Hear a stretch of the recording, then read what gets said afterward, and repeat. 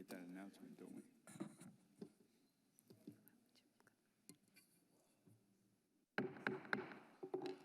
Good evening, everyone, and welcome to the Village of Royal Palm Beach Council meeting for Thursday, February 19th, 2026.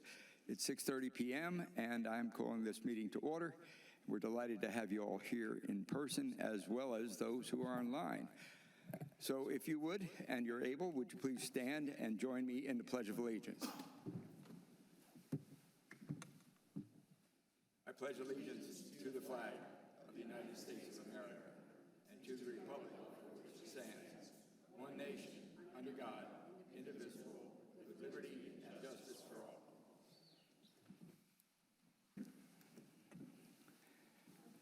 Well, thank you all and welcome once again. We're pleased to see so many people here this evening. It fills the room with a lot of attention, and we definitely appreciate that. So, without further ado, I have a number of, I guess the first thing I need to do is roll call. And so if, Madam Clerk, you would let the record show that all members of the council are present. Yes, I will, Mayor. Thank you. Okay, we will then move on to the proclamations that we have. We have 3 proclamations this evening, as a matter of fact. Normally, we'd do a presentation, but since we have so many, and for a matter of doing business in an expeditious fashion, we're going to bypass the formal presentation this evening on the floor, and we'll just recognize these individual proclamations and individuals on the staff who actually make some of these things so important to us. The first proclamation is the state of Florida recognizes March as Bicycle Month, and residents of and visitors to the Village of Royal Palm Beach enjoy safe and environmentally friendly alternative methods of transportation that provide access to public and private facilities such as parks, schools, Palm Tram bus stops, and businesses. And the Village of Royal Palm Beach encourages the safe use of bicycles as non-motorized transportation. And the Village of Royal Palm Beach is committed to improving the accessibility, connectivity, and safety of non-motorized transportation throughout the village by constructing and maintaining 60.2 miles of paved shared pathways.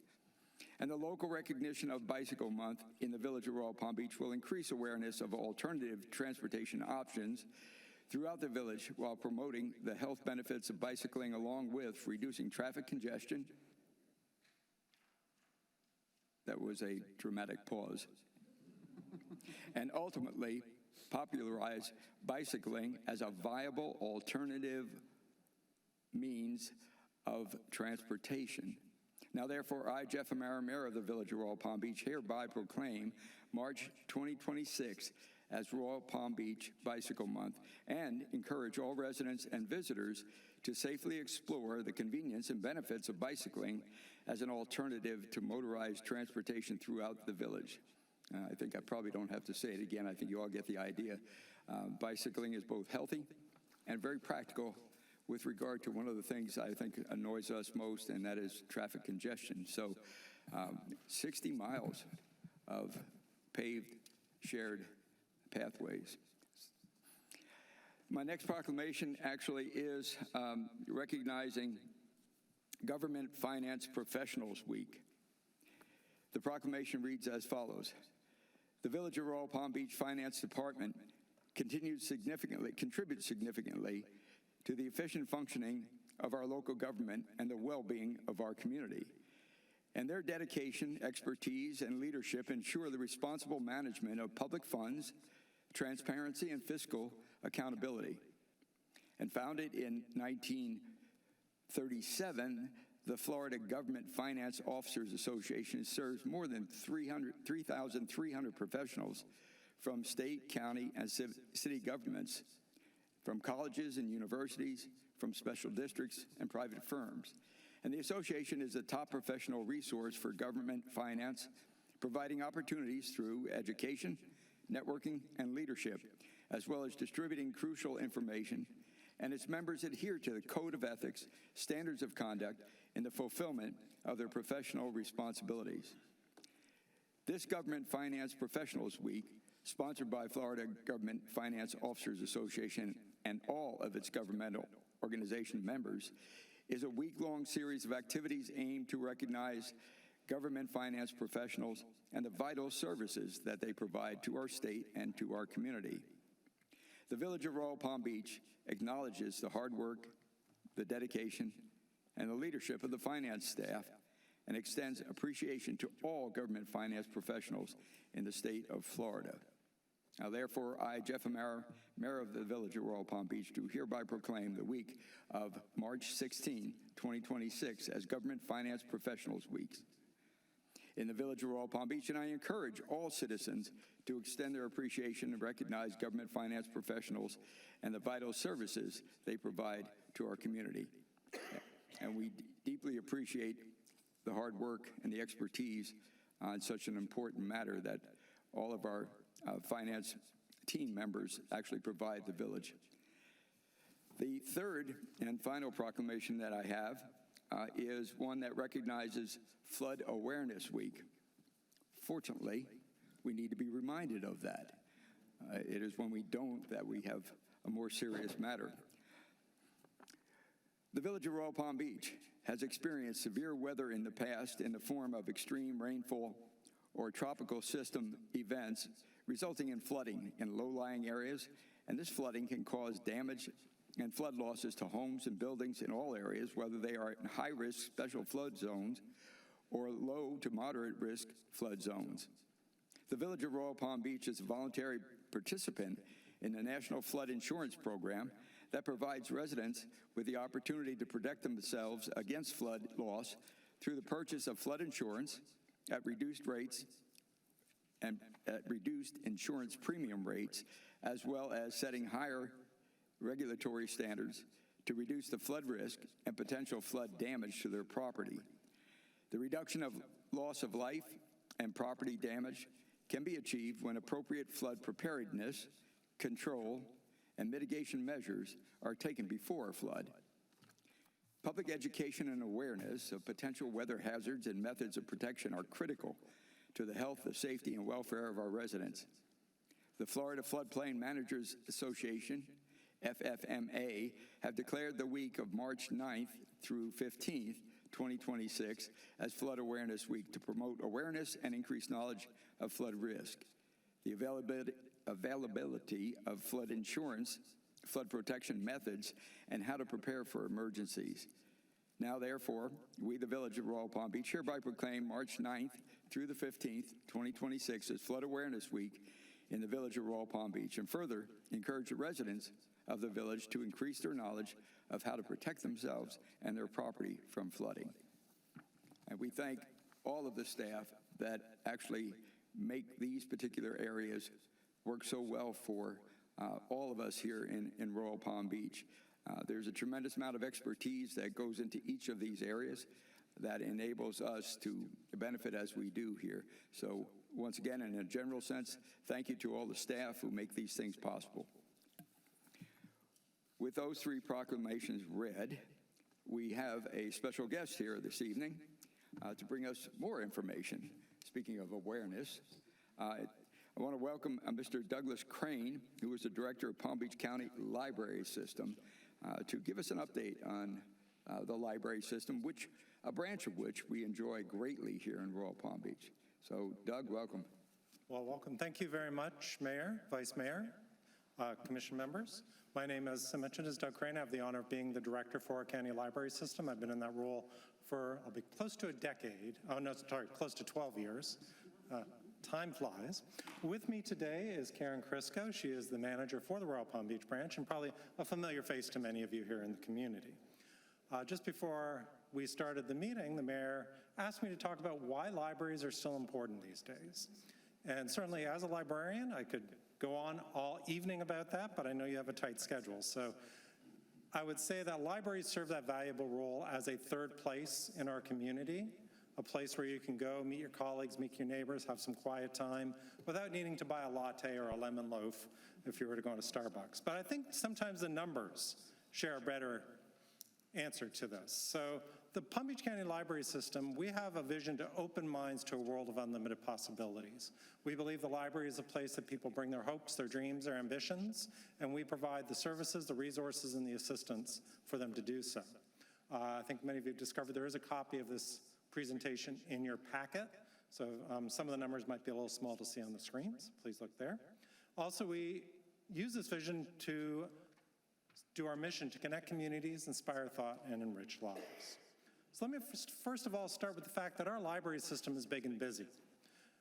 We had 2.68 million visits to Palm Beach County libraries in the last fiscal year, 8.8 million items borrowed.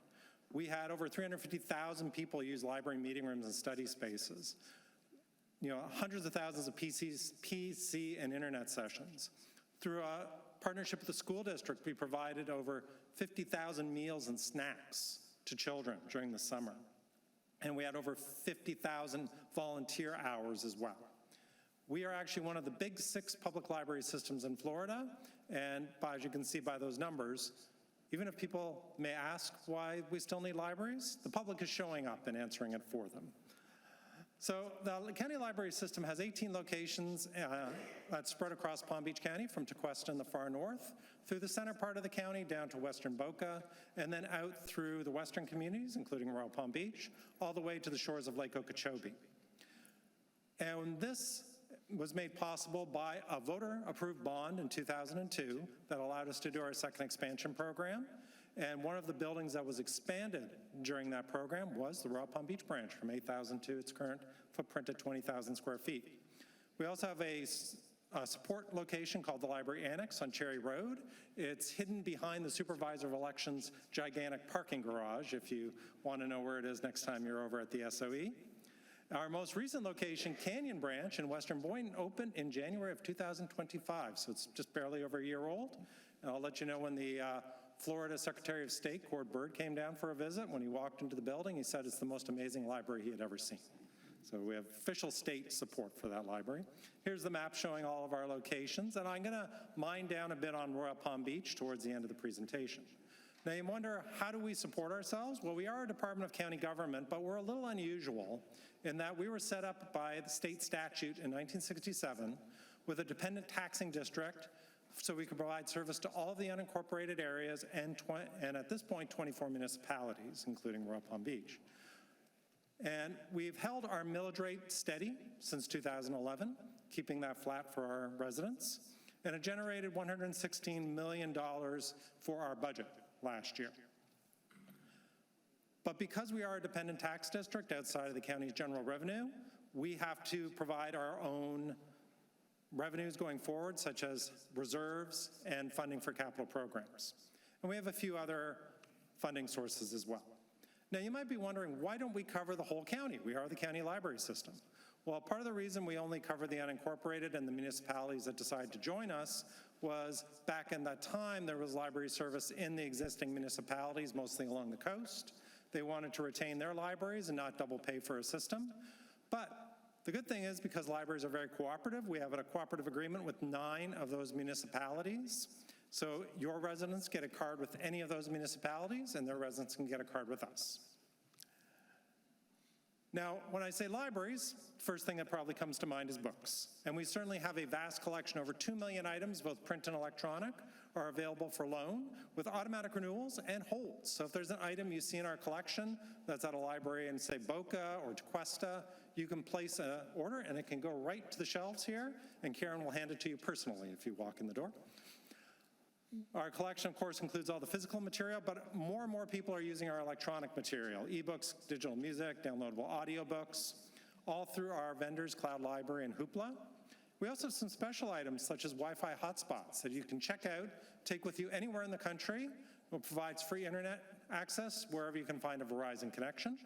Our award-winning birding backpack program, if you want to go out into the natural areas and do bird watching, you can borrow these backpacks. We have kid-size and adult-size backpacks and binoculars in it. Plus, we also have a citizenship kits for those who are aspiring to be U.S. citizens. We have a kit you can take home to study for the test. And also, if fines is a reason you might be staying away from the library or afraid that you're going to charge you for not bringing the book back on time, the Board of County Commissioners allowed us to remove overdue fines back in October of 2019. The only way we would ask you for money is if you damage or lose a book that you borrowed. Now, despite the fact that we have Google and despite now that we have all these AI tools, librarians still answered over 941,000 questions last year. And partly because we have trusted resources. I know if you've used ChatGPT, you've probably been wondering if it's hallucinating at you. I guarantee you our librarians do not hallucinate. They help you out. And the resources we provide are solid, vetted material. We also have some specialists available. One I want to highlight is our government research team. If the village has any questions that you are beyond your immediate staff's ability to research, you can reach out to us and we will do that research for you. I think a very good example, yesterday I was at the school district presenting at their meeting, and the staff took me around and showed me they have a wall containing portraits of all the past superintendents, but last year they didn't have pictures from many of the older ones. They reached out to us and we were able to fill in most of the gaps, which is a good example of things we can do for you very quickly. Now, as a former children's librarian, I believe children's services in the heart and soul of public libraries. It's the one place that a child can come and explore the wide range of books and material that's out there. And we provided almost 6,000 children's activities and 165,000 children and their parents attended. This ranges from story times, crafting, book clubs, and more. And one of my favorite activities, and you can see the picture there, is Animal Reading Friends, ARF. This is where we have therapy dogs come in, and it's for children who are learning to read, but they're a little shy and they may feel intimidated reading to an adult. But who wouldn't love to read to that dog right there? It's a beautiful activity and it's free. All you need to do is bring your kid and you can sign up for it. And we don't forget teens. We held over 700 teen activities and had 12,000 teens in attendance. So if you have a teenager and you don't know what to do with them, you're tired of them watching their phone, send them to the library. We'll entertain them.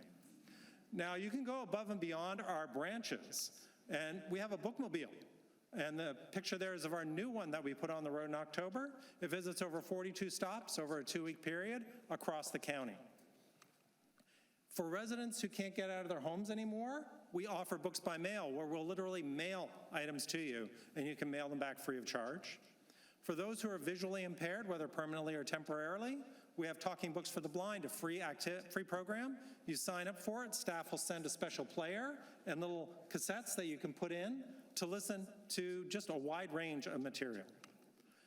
And for those who are struggling to read at an adult level, we have the Adult Literacy Project that matches volunteer tutors and students to bring them up to a grade level. And some of our most heartwarming stories come out of the Adult Literacy Project, the way that literacy changes lives. And on that topic, the library system is a founding member of the Literacy Coalition. We have been working with them since their founding to spread the message and importance of literacy. Earlier on, I mentioned the summer food service that we provide, the meals that we serve, and that comes through a partnership with the school district.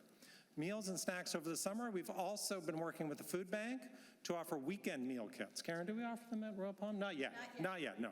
But many of our neighboring libraries do as well, where you can come in on Friday, get a bag of food, take it home for the weekend. Also, we collaborate with many of our cultural institutions. One of the highlights is the Norton Art Gallery, where we do a Books Plus Art event, where we'll do a book discussion at the library, connected to a piece of art at the Norton, and then at a later time, you go over to the Norton, you have a tour of the gallery. And one of the things I know everyone on the council is very familiar with is voting. And the Royal Palm Beach branch has served as an early voting site in the past election cycles. It also serves as a municipal voting location. I know Karen is excited to have all the residents come over and vote. And the SOE would love to have all of my libraries as early voting sites, but we're up to 12 right now. And we don't forget about adults. We held over 4,700 activities for adults and had a large attendance at those. Plus, the library is one of the largest technology training organizations in the county. We do training from everything from learning how to use a mouse through office products up to more advanced things such as video or digital editing. Authors come down here in the winter to enjoy our weather and do author talks. And we celebrate the wide diversity of our county with things like Hispanic Heritage Month, Haitian Heritage Month, and of course this month, Black History. But what I want to invite you all today to do is join us to rediscover reading. This is a campaign that we've launched for 2026. The Board of County Commissioners issued a proclamation declaring it so at their January 6th meeting. For those who have not read For Pleasure in a long time, this is your invitation to do so. Reading for Pleasure has marketable health and wellness benefits and social benefits. Too often we're stuck scrolling on our screens, looking at all the doom and gloom out there in the world.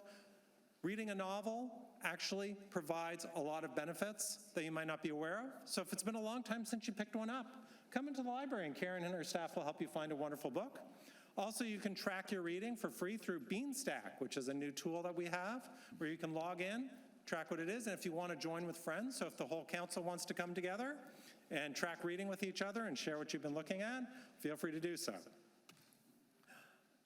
Finally, I just want to highlight your branch, the Royal Palm Beach branch. We offer 7-day-a-week service at this location, and we have been providing library service here in Royal Palm Beach since 1993 with the building on this site. Actually, prior to that, we had the Mid-County Library, which served both Royal Palm Beach and Wellington, but this building opened in 1993 as an 8,000 square foot building. We expanded it to 20,000 square feet as part of that expansion program in 2009.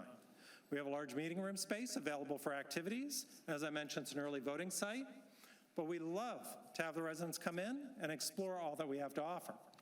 Plus, your residents have access to all of our libraries. Two of the closest ones are the Wellington branch and the Acreage branch. So we invite your card is good at any of those locations. Now, one other piece I wanted to share before I close out here, and I have my contact information and Karen's contact information here, is that at this month's budget workshop for the Board of County Commissioners, I gave a presentation on library capital programs. And the commission gave their approval towards us doing a capital campaign to renovate all of our existing branches. And that would include the Royal Palm Beach branch. We're also got approval to go forward with doing a new main library on Summit Boulevard. If you're familiar with that library, it is our oldest building and is also in a condition where we really need to have a much larger, more modern construction. And the board also gave us direction to research putting an item on the November ballot to see if the voters would approve us getting bonds to accelerate our capital program. Now that we're supposed to come back to the commission in the next few months to provide language and an amount potentially for the voters to approve. The complication may be whatever comes out of Tallahassee regarding property tax reform. But if the commission does approve us to go forward, we would see something on the November ballot. Funds from that bond issue would be used for a renovation of the Royal Palm Beach branch. So you would see us go in there and improve the carpet, tiling, ceilings, add new features into it. And when it comes to that point, we would be seeking public input on the library itself, what works for you, what doesn't work for you, and we'll be able to create a library that will continue to serve the residents of Royal Palm Beach for decades to come. So that concludes my presentation. I'm happy to take any questions that you may have. Well, thank you very much. We appreciate that. Council? Yes. Thank you so much for your presentation, and thank you for being here. My question is, with the change at the Department of State regarding passports, is the county library main branch still able to do the passport applications? Well, thank you for that question, Councilwoman. For those of you who don't know, the main library on Summit Boulevard is a passport acceptance facility. And we are the only one in Palm Beach County that offers appointments for evenings and weekends. So it's very accessible, and it's a more pleasant place to be than the post office or some other location. Not discounting them, but it's a much more pleasant place. The Department of State for the federal government actually removed some libraries from the ability to do this program, but those were nonprofit organizations. Libraries that were part of a governmental structure were not affected. So I'm happy to say you can come to us if you need a new adult passport and you haven't had one ever, or it's 10 years expired, or children's. Anything else, if you just have a regular adult passport, you can renew that by May. And I think online now. Thank you. Any other council comments? Yes. Thank you for your presentation, Doug. Great presentation. My family's been using the Palm Beach County Library System for a very long time, so thank you for everything you guys do. I'm glad you're doing this roadshow. It's fortuitous. We have so many residents here to hear about the library, what the library has to offer. Mr. Mayor, I'm wondering if the Royal Palm Beach History Club has hooked up with the library system yet for any historical photos. If not, we have our own history club here in Royal Palm Beach, just getting started. They are looking for historical documents and pictures and things like that. So I'll put them in touch with you if that's okay. Okay, excellent. Thank you very much. And finally, I'd like to challenge my fellow council members to rediscover reading in the Beanstalk program. I'll start reading, and we'll see who can beat me. Okay, thank you. Restarting to read? Competition there, okay. Yes, I am restarting to read, Councilwoman Radusky. Councilwoman Rodusky, Get to 50 books, and then we'll compete. okay. Just fun little competition. Thank you, Doug and Karen, for being here. We really appreciate it. I love my library. I go to several branches to do several things. And while our audience here doesn't understand the whole complexity, I mean, you shared a lot, but even fitness classes, yoga classes, belly dancing, strength training, there's all kinds of opportunities that I think people miss out and think that it's just books. So really appreciate the presentation. Two small questions. If folks want to reserve a meeting space, the big meeting space, or the small study cubbies, how do they do that? Well, thank you for that question, Councilwoman. The study rooms are on a first-come, first-served basis, so you just come in, if one's available, you can get it. The larger meeting room space you can reserve. If you go to our website, pbclibrary.org, go to the Royal Palm Beach branch, you can check the room availability and be able to put in the request for your specific time through our website. Okay. Karen's staff will process it. The only requirement is you must have a Palm Beach County Library card or live within the taxing district. If you meet those qualifications, you can get a room. And the room opens up basically when we start a new month. You can opens up the next month. Am I correct on that? Yes. Okay, good. Great. Is there a time limit for the big meeting space? Like 2-hour limit, 4-hour limit, can be all day? There is no limit to it beyond its availability. The only limit we have is that a person can only reserve the room once a month. Gotcha. Okay, perfect. And my other question is a little heavier. Talking about property taxes, regardless of the capital campaign you've been talking about, how could the lack of property taxes affect the library going forward from just general operating? Right. That is a very good question. Thank you for that. Back in November, late November, there was a presentation to the Board of County Commissioners outlining the different property tax proposals floating around in Tallahassee and what the fiscal effect would be. So it just happened today, if you saw the news, the Florida House passed what would be the most aggressive form of it, where it would remove property tax burdens for any homesteaded property outside of school taxes. Under that proposal, if that were to get to the ballot and be approved by voters, the library district would lose 44% of its funding right away. This would be better than the county's general fund, which would lose 90%, because the county's general fund has to go to sheriff and constitutional officers, but it would be a significant hit, and we would definitely see a reduction in our operations if that were to happen. Right, which then, to our audience, that all affects all of us, right? So as we're thinking about property taxes, it's important to make sure we understand the whole side of both coins of having it and not having it. Thank you, Doug. Okay, thank you. Any other comments? Okay. Well, and thank you once again. I appreciate it. And I thank you for the flexibility of our particular branch. I can remember there was an opportunity, I don't recall whether it was Rotary initiated or where it came from, but we wound up doing rock painting over there at one point in time. So that kind of flexibility and that willingness to accommodate the needs of the community, bringing us together, it is a great community asset, no doubt about it. Actually, I think Councilwoman Rodusky is going to be visiting you next week as part of the Read for Record. So we're all over reading. And I don't know about the competition part, but insofar as actually encouraging it and facilitating it, we thank you so much for what you guys do. We really do. I think that question about property tax impact was really, really important, pretty revealing. And and hopefully we'll get to a place that's certainly more reasonable than that most extreme case that you just cited. So with that, I want to thank you very much for being here this evening, and we look forward to continuing our great relationship with our branch and the other branches within the county. Thank you, Doug. Well, thank you for your time tonight, and thank you to all that you do to support libraries and serve the village of Royal Palm Beach. Have a good night. Thank you. Thank you very much. Appreciate it. Okay, so the next, yes, by all means.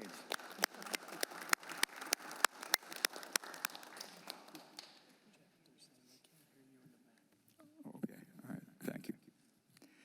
Okay, so moving on to the next item on the agenda, which is reports. Let's begin with Councilwoman Sharps. Oh, goody. Thank you, Mayor. I appreciate that. It's been busy. That's all I can say. It's been great. I found that we have 3 new businesses. I went to the post office on 441 and Southern, and there is a new boots and hats store there. They have beautiful leather goods for male, female, and children. Yeah, I bought some shoes. And then next door to that is the Alley Beauty Supply Store. I went there, yeah, I bought some hair stuff. And then there's a new restaurant over by Peppermint Ties, actually by the pizza place, and it's between the pizza place and the ice cream place. So I was going to both of those, and it's the Vietnamese restaurant. Don't ask, long story. So finding those businesses and welcoming them to, Royal Palm Beach, and it's just good to have them come. And of course, we did the ribbon cutting at Euroland. That was absolutely fantastic. Tuesday night, as a member of the SAC, School Advisory Council for Royal Palm Beach Community High School, the principal did a report, and they have a 96% graduation rate and a 77% acceleration rate, which is up 18 points from last year. So this time next year, it should be an A school. And that was a great report to receive from the principal. And that's my report, Mayor. Thank you. Vice Mayor? The only report I would have is that in just a couple weeks, on March the 10th, we have a municipal election here in Royal Palm Beach. I believe the polls are open from 7 a.m. to 7 p.m., and I would encourage everyone to make sure, I think a couple of the polling places may have changed just for this election, so you can go to the Supervisor of Elections website and find out, type in your precinct and find out where you're supposed to vote for this local municipal election. And that's it, Mr. Mayor. All right, thank you. Yes. Thank you, Mr. Mayor. Before I begin, for the folks in the back that are standing, there are seats in the front that are open. Feel free to come on up. We don't bite up here, we promise. So, and we appreciate everyone being here. Not church. So it's been a busy month. I attended many green markets over the last 4 weeks. I do want to recognize our Pirates of the Treasure Coast, who organizes the green markets. They do a great job. On January 19th, I attended the MLK Junior event here at our Cultural Center, which was very well done. On January 20th, I visited the Holocaust exhibit at Crestwood Middle with the mayor, and that was a really great exhibit, and learned a lot. On February 2nd, I attended the Rockin' Chairs event in Madison Green. They brought in a band from up north. They were pretty good. On February 6th, I attended the Young at Heart Luncheon. I had a blast, and I got to experience Ashley Cooper, or as he's better known, Ashley the Entertainer. He's a dynamite performer, and we as a council should remember him for future events. On February 9th, I attended the Education Advisory Board meeting where Cypress Trails Elementary was recognized. On February 10th, I was able to participate in our own Royal Palm Beach community band concert. I participated in the song Don't Worry, I did not sing. I was able to read a section of the song for recognizing Martin Luther King Jr. And I just wanted to share with my fellow council people that the conductor, Mark Fries, he's invited all of us to participate in songs with him. It was a lot of fun, actually. The band, they're great and very supportive. I'd recommend reaching out to him.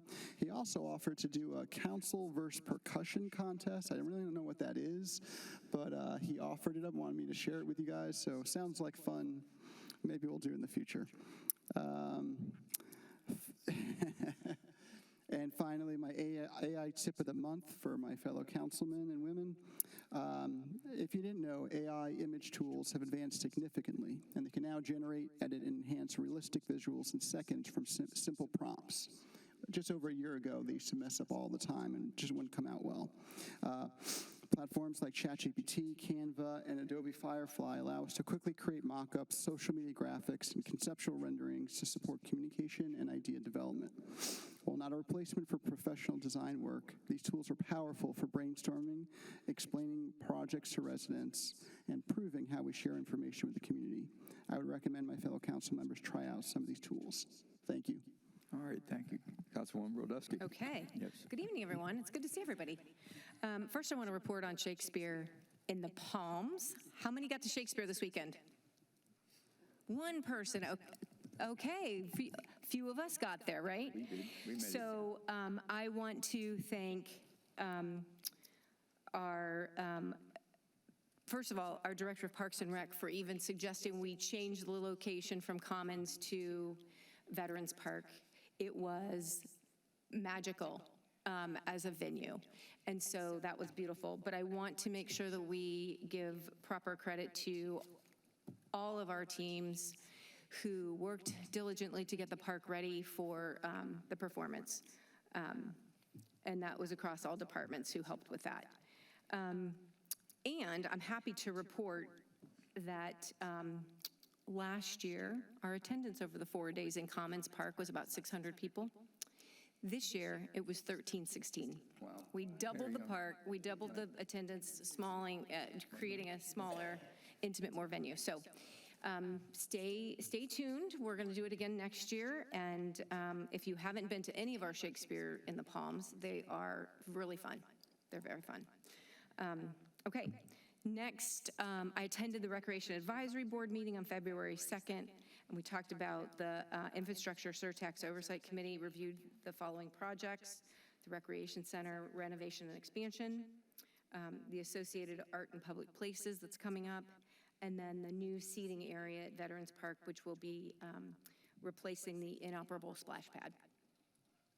And then the last thing I want to talk about for a few minutes is 56 Steps. So 56 Steps is a new concept where we will celebrate America's 250th anniversary this year. And 56 Steps is named in honor of the 56 signers of the Declaration of Independence. And the concept is that in our neighborhoods, we would do sort of a reverse Halloween. So if you were someone who went trick-or-treating and got treats from your neighbor, you would flip it. You would go door to door. For those people who have volunteered, we'll tell you how they're going to do that. Go door to door, and now you are bringing them a treat. And it's an opportunity to get to know your neighbors. It's an opportunity to say hello, and it's an opportunity to do something that's community-based. It's friendly. It's taking place on the day after the 4th of July, so July 5th, from about 6 to 9. I know it's a Sunday and people would like to do it earlier, but the goal, we hope, is that we will do that every year on the 5th. And so then if it's a weekday, 6 to 9 makes sense, right? So the village team, the village staff has created a QR code to ask for your interest and participation, if you'd like to participate, and then if you'd like to volunteer to help get the word out. It is completely voluntary. You can choose to participate or not, and we'll be spending the next few months really getting the word out. But out of curiosity, does that spark anybody's interest, and would you like to participate? Would you raise your hand if you thought you might participate? There we go. Okay. All right. Yeah, great. So we'll, the QR codes, if you all go to the Green Market you'll see the QR codes at the Green Market, and you can just take the little, it's just a 3-question survey. As well as this weekend is West Fest. Anybody going to West Fest? It's Friday night, Saturday, and Sunday. Yep, we're all going to West Fest. It's a chance to celebrate Western communities and some Western music and just enjoying each other's company and food trucks and music. And there will be the QR codes out there as well. And that is my report, Mayor. All right, thank you very much. I'm going to turn to the village manager next and see if he has anything to report this evening. I have no report, Mayor. Thank you. That's well done, very well done. The village attorney. Ditto, Mr. Mayor, no report, thank you. All right, you guys are on a roll. And so I do have a couple of things I did want to report on. But first of all, for those that raised their hands about participating in 56 steps, we need you to talk to everybody else and see if you can persuade them to join in too. Because what that's all about is what so many of our activities are really all about, and that is bringing us together as a community to get to know each other. I don't really care what the central activity is, but the benefit of getting to know each other more than just passing and saying hello is tremendous, and it's what makes Royal Palm Beach really a special place. So don't miss out on any of these opportunities. And so speaking of education, our Education Advisory Board meets just about every month during the year. And if you're not aware, we actually showcase each one of our 6 schools. And this particular meeting in February, the beginning of February, actually had Cypress Trails Elementary showcased. And what they do normally, the principals come in and they usually talk to us about some of the initiatives they've got going on and some of the progress that they're making, as you heard Councilwoman Sharps talk about Royal Palm Beach High School and the progress they're making toward an A. Each one of our schools comes in and the principals talk about some of their initiatives that move them along and keep them at A ratings. Typically, though, what really draws a crowd, and I'm surprised, we do have kids here, so my theory works, right? And that is, if you want to get a crowd to come to a chamber or council chamber meeting, you got to have kids. And we know when the kids are going to be here from a school by virtue of the fact that it's hard to find a parking place. Otherwise, it's not a problem. The kids were here from Cypress Trails Elementary, and they represented their cheerleading team. So it's been a long time since I've walked down the middle of a row of cheerleaders, but that was really cool. The school has so much going for it. It really does. And it is an A-rated school. They keep reinventing themselves, which is amazing to me. I had never heard of something called esports. Any of you all know what esports is? Yes. It's a gaming competition kind of a thing. Well, it's now a club, and actually it turns out that the Cypress Trail Elementary esports team is on its way to regional competition. So I love the fact that what they're doing is engaging the kids in things, kind of meeting them where they are. And it's pretty powerful, it really is. But that's just one of our 6 schools. And each one of our 6 schools is just amazing. So out of the 6 schools, we have schools with 5 A ratings. We have 1 B. The 1 B is, of course, our Royal Palm Beach High School. And the phrase that the principal uses oftentimes is Royal Palm Beach High School on its way to a Wildcat A. Pretty clever, right? But more importantly, they're really moving in that direction. They really are. So there were many great things reported at every meeting. If you ever are interested in coming to our Education Advisory Board, it's the second Monday of every month. And you get a chance to see up close and personal what's going on. The best presentations usually come from the students themselves, and the principals are smart enough to recognize that. So they keep their presentations shorter than mine. I do want to mention one other thing. On Thursday night, the third Thursday, in the morning, it turns out that when we have a council meeting on Thursday night, it's preceded by the Palm Beach County. It's now called the MPO, the Metropolitan Planning Organization. Have no clue what that is, right? They had a name that got closer. It was called, up until 2 months ago, the Transportation Planning Agency. Now you're catching on to what it's about, right? And so that organization is responsible for allocating all of the money that we get from the federal government and the state government to our transportation system here, mostly roads, but a lot of other things. So what they do is really, really important. They also are very, very focused on transportation safety. And one of the programs that our county is signed up to is one called Vision Zero. The idea of Vision Zero is it's a goal. And some say we'll never reach it. I don't know that that's necessarily true, but the zero is 0 serious injuries and 0 fatalities. Well, it turns out we're actually making progress over the last 5 years toward both of those, one more substantially than the other. The serious injuries are down substantially over the last 5 years. And unfortunately, the fatalities has kind of leveled out, and I guess you could feel a little bit better about it knowing that our population continues to grow. But at the end of the day, most of it is awareness on the part of all of us.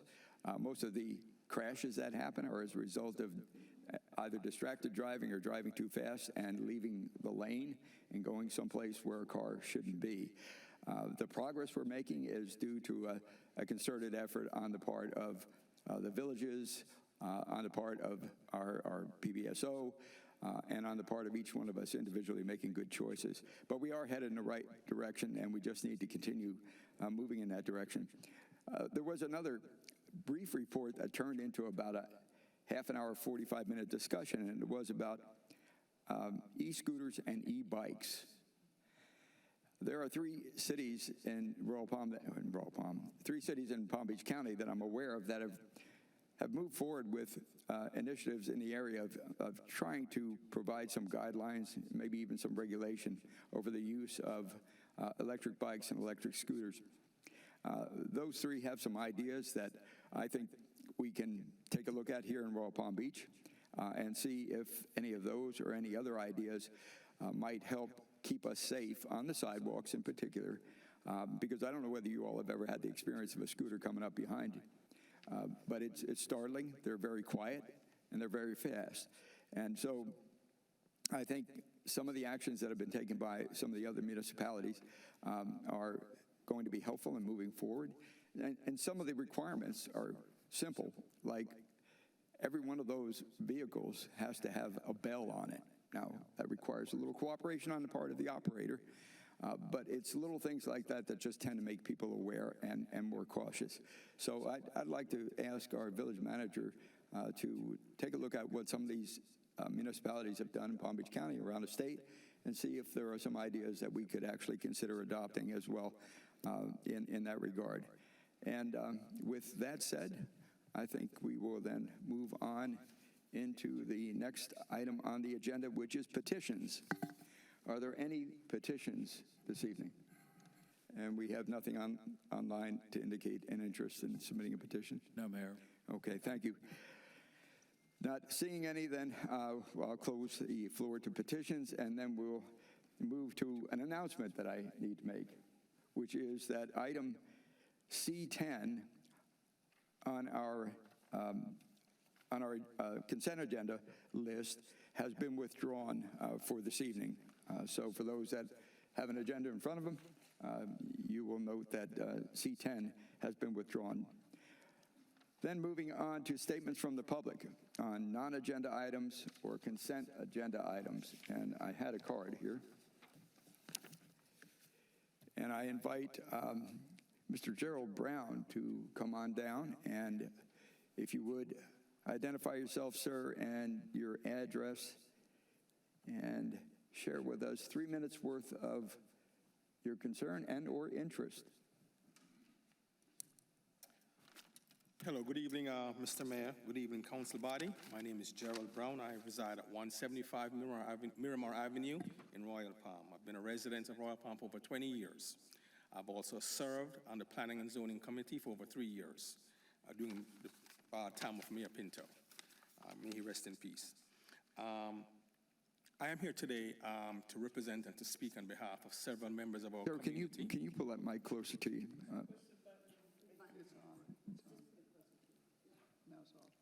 Yes, can you hear me? Yes, I can. Yes. I'm here this evening to speak on behalf of several members of our community that currently uses the gym at the recreation facility. First, the members are sitting in the back row right there. We have Gary, we have Lynn, we have George, several other members that attended, all senior citizens. First, I would like to congratulate you guys on the $20 million renovations that is going to take place. We do appreciate it, and we recognize you guys for that. And thank you very much for that. But there's a couple of things that concern us. And we're aware that accommodations was not afforded to all the facilities and all the areas within the center itself. So I'm here this evening to ask that you guys please reconsider a temporary facility for hosting the gym. Reasons being that not having a facility within the central area of Royal Palm for the current members, mostly senior citizens that use the gym, create logistic issues and health issues based on the fact that they're family members of these people that cannot travel. Some of our gym members have health issues. Traveling far distances is also an inconvenience for them. We have identified several buildings within the village itself that if you guys give some consideration, I'm pretty sure that you can come up with a plan that can accommodate us with a full-time, part-time, temporary until the next facility is ready. Many other communities have done these kind of renovations and they have found accommodations for their citizens. One of the things that makes Royal Palm a village is the fact that Royal Palm traditionally have always prioritized its citizens. That's the essence of Royal Palm that makes it a village. And we're asking that you guys give some consideration to this, find a temporary facility for the senior citizens and current members of the community that uses the gym. And if you guys can do that, we would greatly appreciate it. Great. All right. Thank you very much, sir. Appreciate that. Mr. Manager, if you would take that on to take a look at. I don't know exactly what our plans are in this moment insofar as the gym facilities are concerned, but if there are other possibilities, we'd like to hear about that. All right, thank you. Thank you, Mr. Brown, appreciate it. Okay, then moving on, we will go to the consent agenda, and I will ask our clerk if she will read the consent agenda into the record.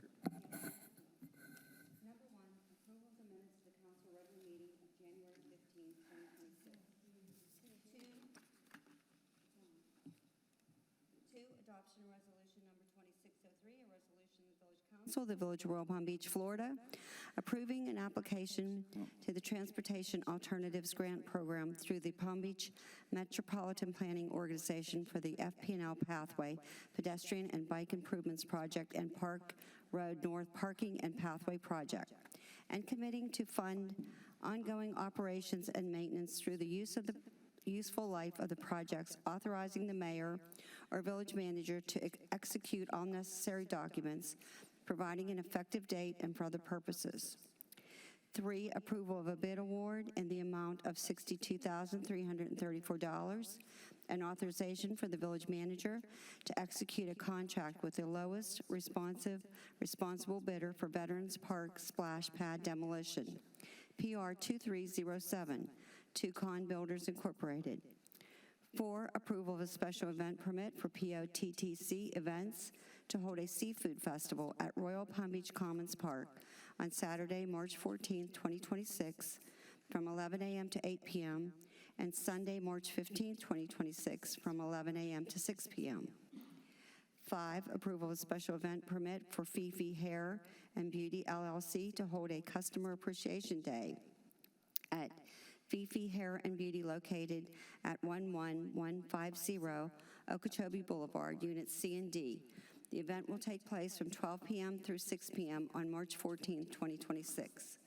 6, approval and authorization for the mayor to execute the 2026 municipal elections, vote processing equipment use, and election services agreement by and between the Palm Beach County Supervisor of Elections Office and the Village of Royal Palm Beach.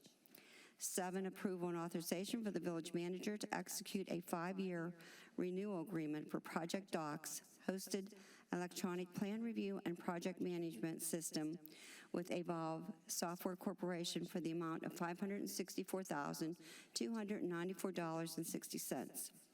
8, adoption of resolution number 2604, A resolution of the Village Council of the Village of Royal Palm Beach, Florida, declaring certain personal property owned by the village to be either surplus to its needs and sold at a publicly noticed sale, or determined to be obsolete, non-serviceable, or beyond economic repair, pursuant to and in accordance with the provisions and requirements of Section 2-3 of the Village Code, and authorizing the village to remove such surplus property when sold or disposed of from the fixed assets of the village. And number 9, approval and authorization for the village manager to enter into an amended and restated second addendum to agreement with ET Pressure Cleaning, LLC, to correct a mathematical error in the overall total for services under the first renewal term. Okay, thank you, Diane, appreciate that.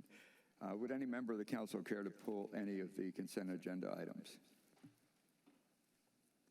Okay, well, we'll go ahead and then look for a motion to approve the consent agenda. Motion to approve the consent agenda. Second. I have a motion and a second. All in favor? Aye. Any opposed? Motion passes unanimously. Thank you very much. Appreciate that. Okay, then moving on to the next agenda item, which is actually the regular agenda. The first item is R1. It's an ordinance that is numbered 1070, Investment Policy and Purchasing Authority. It is the first reading for that. Let me find it. Excuse me a second here.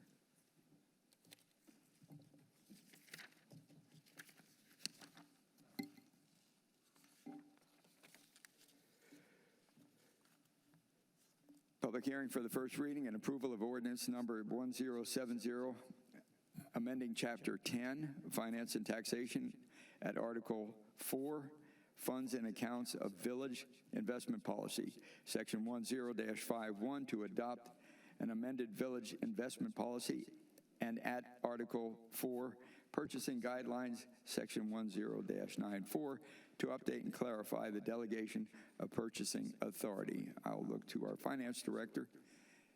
You have the floor, madam. Good evening, Mayor and Council. Thank you. Before I go over my presentation, I'm going to bring up our investment advisor, John Grady. He's going to give you an overview of our investment program and an economic update. Okay, that would be great. And also, by the way, congratulations and thank you for all the great work you guys do in financial management for our community. So the least we can do is give you a week. You have our eternal gratitude along with that. And it would be good to give some background on, and I'm sure you're going to do that, what this is all about. Thank you, sir, and welcome.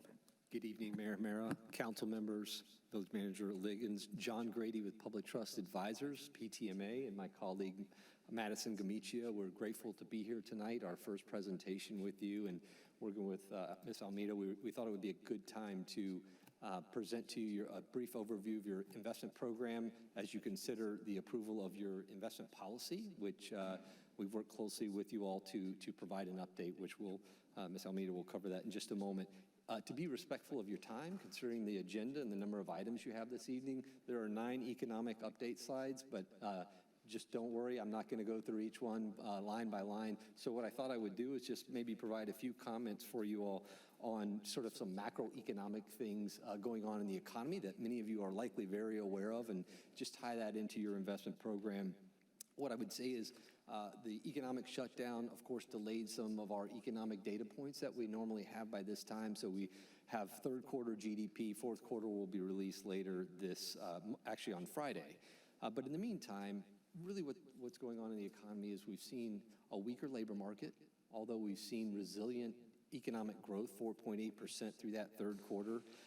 We've got a Fed chair that's going to be coming off of his chairmanship here in the middle of May, and some potential new Fed governors coming on board, and all of those really tie in together, since the Fed does make big decisions on economic policy that drive the markets. So those are some of the big economic discussion points that I wanted to bring to your attention.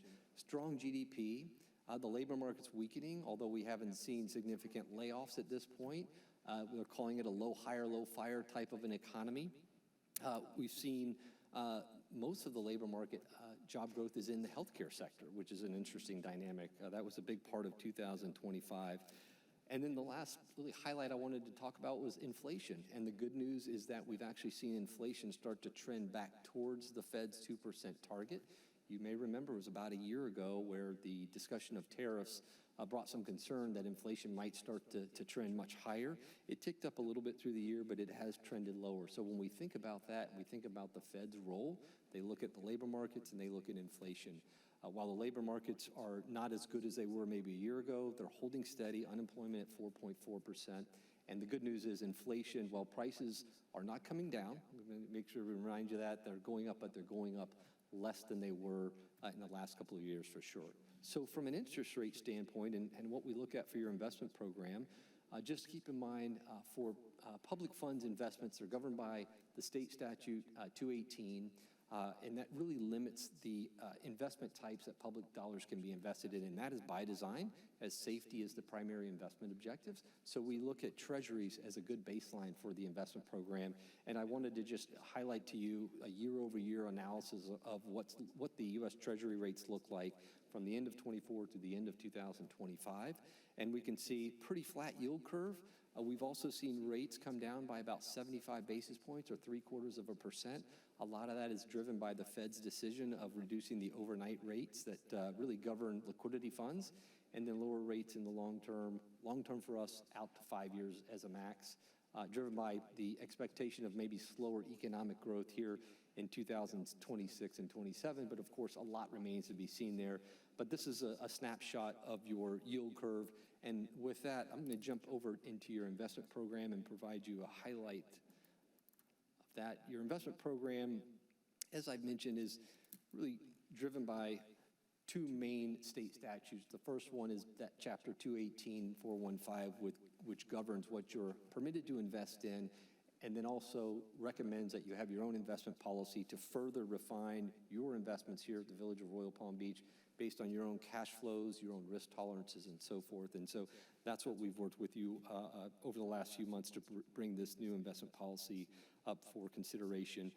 The other statute that governs these is Chapter 280, and that's what that does is it ensures that any monies that are invested in banks here in the state of Florida are invested in what are called qualified public depositories, meaning that for each dollar you put in that bank, they put a percentage of that in a state pool. It serves as collateral in case there are any issues with banks, and unfortunately we haven't seen that. And then of course your investment program is very dynamic. You have basically a 3-tier investment program. You have liquidity funds, which are invested in local banks. Should I pause, sir? If you would, okay, closer to the microphone, I'm sorry. That would help. Apologies We for don't that, have Mayor.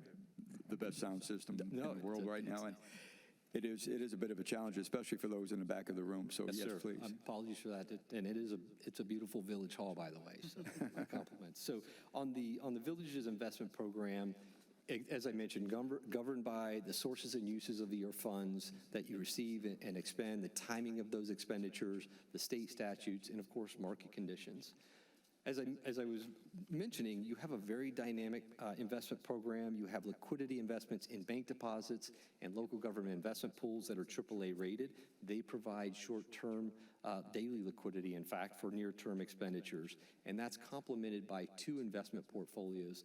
The operating portfolio, which is funded with about just shy of 10% of your overall assets. These are assets that are designed for reserves or longer-term expenditures. And then, and by the way, the book yield on this portfolio is right around 4%, so still generating a healthy yield even as rates have come down. And your other portfolio is your capital projects portfolio, which of course makes up a larger portion of your overall assets.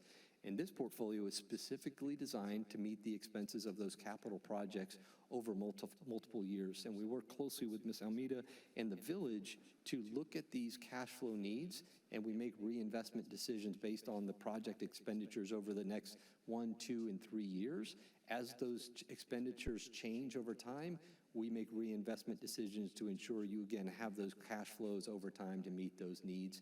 And as projects may roll into this program over time, we make those adjustments. The average maturity of this portfolio is very short. In fact, as the end of your fiscal year and still through today, it's right around a half of a year, and you can see from the maturity distribution chart of this portfolio, it's very short-term in nature, and that, again, is by design to meet those cash flow needs that are updated periodically. And then this portfolio also yielding a little over 4%, so again, healthy income opportunities for this portfolio. Lastly, just a snapshot of your overall investment program. And so what we see here through the end of, this is a fiscal year analysis for you. The first two lines, Wells Fargo Bank and Florida Class, those are your liquidity investments. They represent about 40% of your overall investment program. And then the balance represent Treasury notes and what we call government-sponsored enterprise issues, Fannie Mae and Freddie Mac. You may be familiar with them, big mortgage issuer providers.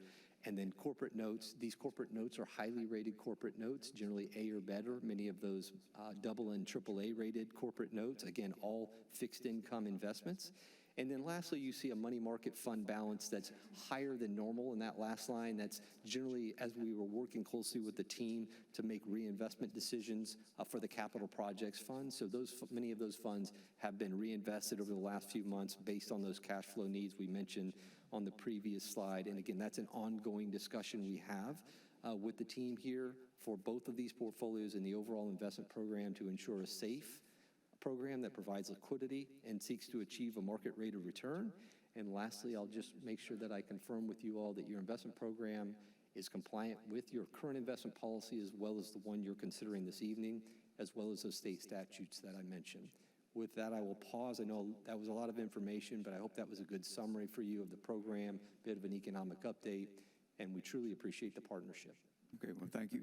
Thank you for the presentation.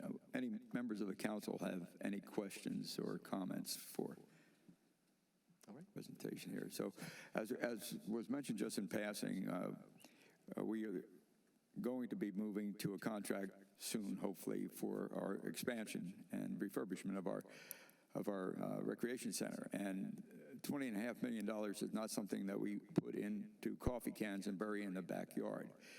It is prudent and responsible on our part to make sure that that money is put to best possible use even when it is not on contract. And that's what a lot of this is about. Is that correct? Correct. Okay, I'm just trying to provide a little context since you all are sitting through this, and I appreciate that. Be patient with us. It's really important. It's probably one of our most important responsibilities is to make sure that we put our money to the best possible use, and the investment of it is part of that. Did you have something you wanted to add? No, but I have the rest of this agenda item just to kind of go over yes, we do. the investment policy revisions and the structural enhancements of that. I will go very quickly. We're not going to go through all these slides. One of the biggest things that we did with the investment policy is rework the policy framework. We moved things around. We put it into categories that made sense. This policy has been was last adopted or revised in 2016. So it was time for us to take a look at this and make the revisions. In doing that, we did add a couple new sections and expanded sections on ethics, internal controls, and the investment officer role. There was a new statutory requirement that we added to the policy based on Section 218.41524A of the Florida statute. We included the municipal advisor rule. This is just saying requiring any brokers or dealers who execute investments directly with the village that they have to sign a form saying they're not acting as a municipal advisor role. In redesigning the framework, we looked at our maturities and we strengthened and simplified our maturity cap to 5 years, and then redesigning our maximum allocations in some of the sections that we can invest in per the statute. We changed those maximum allocations in repurchase agreements. We reduced it from 40 to 25. In U.S. government agencies, we reduced from 100% to 50%. In money market mutual funds, we increased it from 50 to 75. And in commercial paper and corporate notes, we reduced it from 50 to 30%. Those are the major changes with our investment policy. Also on this agenda item is a revision of our purchasing policy section of delegation of authority. The major things here is the removal of the assistant finance director position from each purchasing level and replacing it with the finance director or designee. combining the purchasing level of $5,000 to $9,999 and $10,000 to $50,000 as it relates only to the purchasing approval levels, not as it relates to what's required to purchase within those levels. Clarifying that all positions listed on each approval level is required to provide approval, and they're requiring any designees to be formally identified in writing. And that is the end of my presentation. If you have any questions regarding our investment policy, the presentation, or the purchasing changes, I'm happy to answer any questions. Okay, thank you, Ms. Almeida. Council, any questions? Any comments? All right, not seeing any, then I will open the floor to public comment. No comments, Mayor. Do we have any hands raised online? No, Mayor. Okay, we have no hands raised online. Would anyone here care to comment or ask any questions about that presentation? All right, not seeing any interest in that. I will close the floor to public comment on regular agenda item number 1. Do you, Madam Attorney, need to read? No, Mr. Mayor, your reading of the agenda item summary constitutes a reading of the title, so you can proceed. So I did your job for you? Yes, sir, you Okay, did. you're welcome. Okay, with that said, if there's no further discussion or question on the part of the council, I'll entertain a motion to approve agenda item R1. Mr. Mayor, Sylvia Sharps, I'd like to offer a motion to approve agenda item number 1. I have a motion and a second. All in favor? Aye. Any opposed? Not seeing any. That agenda item passes unanimously. Thank you very much. Thank you. Thank you, Mayor and both. We Council. appreciate that. We really do. All right, moving on to the next agenda item. Hang in there, folks. Regular agenda item number 2, and I will share with you all what that is. Public hearing to consider application number 25-018 SE, an application by Milestone Motor LLC on behalf of MSML LLC, and adoption of resolution number 25-13 confirming council action.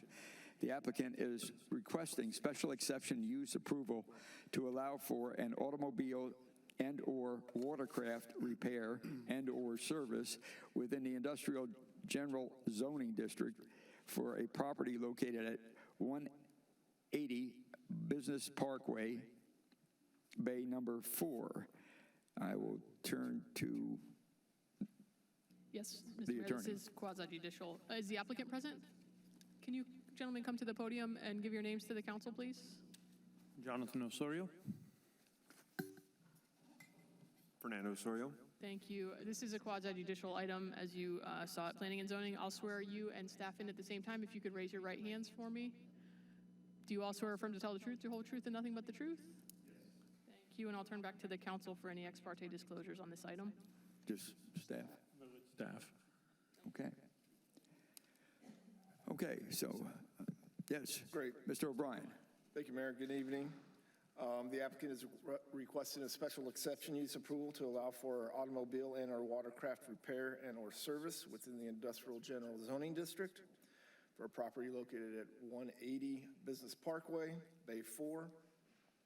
Bay 4 is the building to the rear, is located in the rear of the property. If you would look at the screen, this is the building here.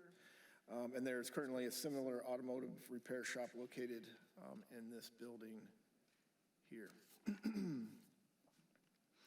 In reviewing the proposed special exception, village staff considered compatibility with adjacent land uses, consistency with the village's comprehensive plan, and conformance with the village's development standards for the Industrial General Zoning District. More specifically, whether the proposed special exception is consistent with the standards of the village's comprehensive plan, complies with all development regulations of the village code, does not have adverse environmental impacts, does not have adverse vehicular or pedestrian traffic impacts, does not have an adverse impact upon public facilities, does not have an adverse impact on adjacent properties, compatible with the character and living conditions of the existing neighborhood, does not have an adverse impact on property values in adjacent areas, not a deterrent to the improvement or development of adjacent property. The proposed special exception will not seriously reduce the quality or quantity of light and air available to adjacent properties. The applicant contends that the new location is surrounded by businesses in the automotive and related industries, making our shop a natural fit. Our presence will align with the area's current commercial use and cause no disruption to the surrounding environment.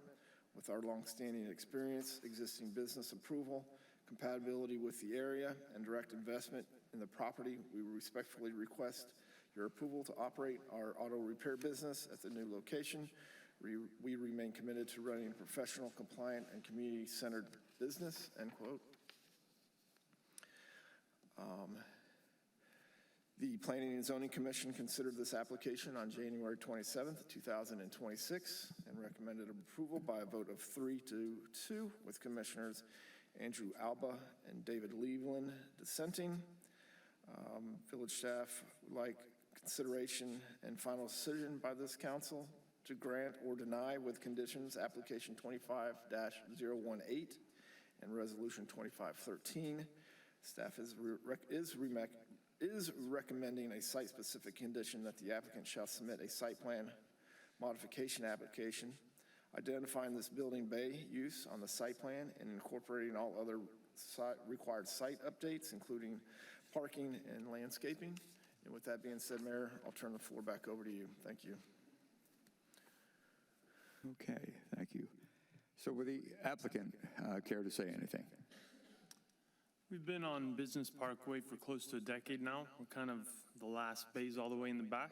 So we purchased that building not too long ago with the hopes of being able to move in there and get a little closer to 441. That's about it. Okay, well, thank you for that. So I will then open it up to the public for comment. Are there any cards? No, Mayor. Do we have any hands raised online? No, Mayor. Okay, would anyone here care to comment on this application? All right, not seeing any, then I'll close the floor to public comment. And then I'll turn to the council and see if the council has any comments or questions. Councilwoman Sharp. So you want them to provide you with? They will be updating the site plan to show the location of this establishment within the buildings.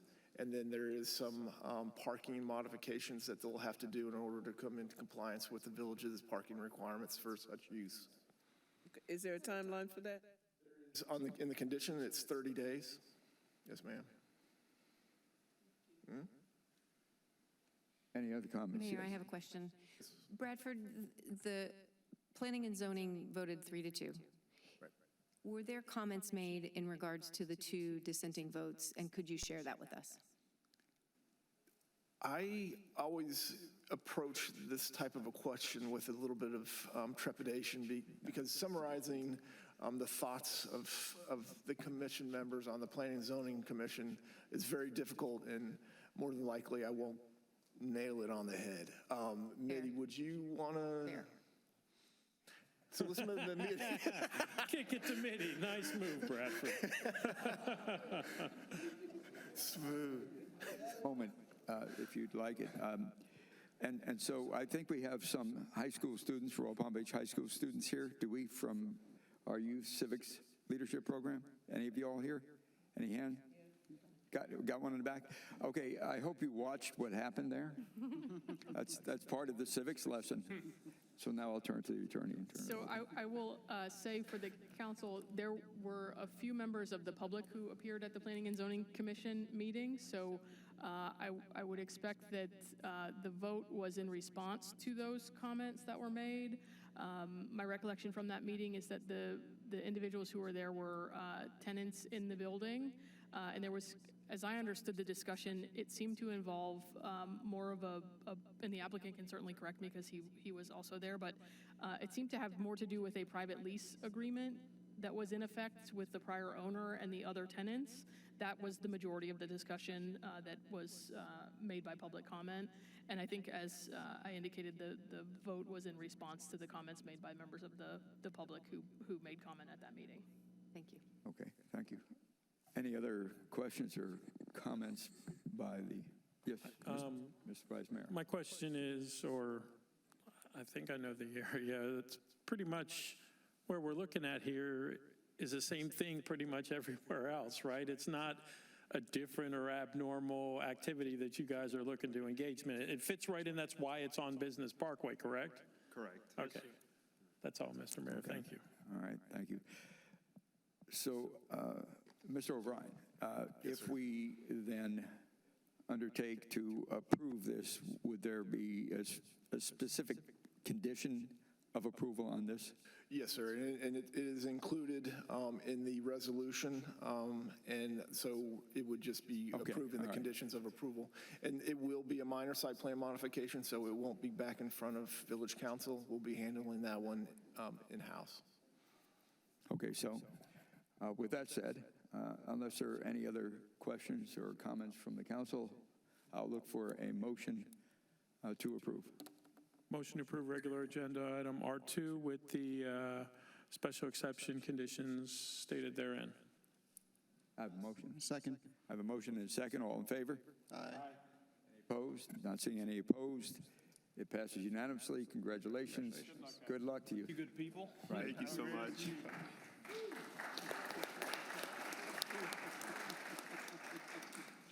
Okay, moving on to regular agenda item number 3. Public hearing to consider variance application number 25-129 VAR. The applicant, Urban Design Studio, on behalf of 100 Civic Center LLC, is requesting variance approval to allow a variance from section 26-89-4C in order to allow for a 25-foot front yard setback where village code requires 50 foot, a variance of 25 feet for a property located on 100 Civic Center Way. Mr. O'Brien. Mr. Mayor, Oh, I'm before they sorry. begin, Please. thank you. We do Yes. need to swear the applicant in, if we could, and ask for ex parte disclosures. Could you state your name, sir, for the record?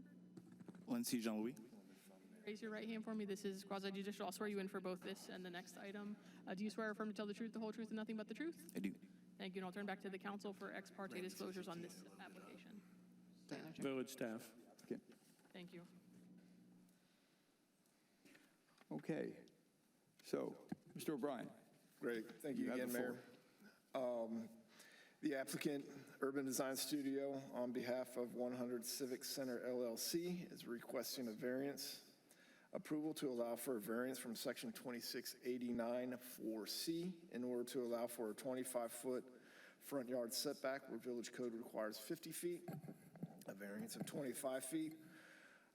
While not precedent setting, it should be noted that the medical office building located just north of this building received a variance to allow a reduction in the required 50-foot front setback to 25 feet, similar to the current variance request. So if I could direct your attention to the screen here, this is the building that has received a 25-foot front setback variance, and the building that is being proposed will line up with that building.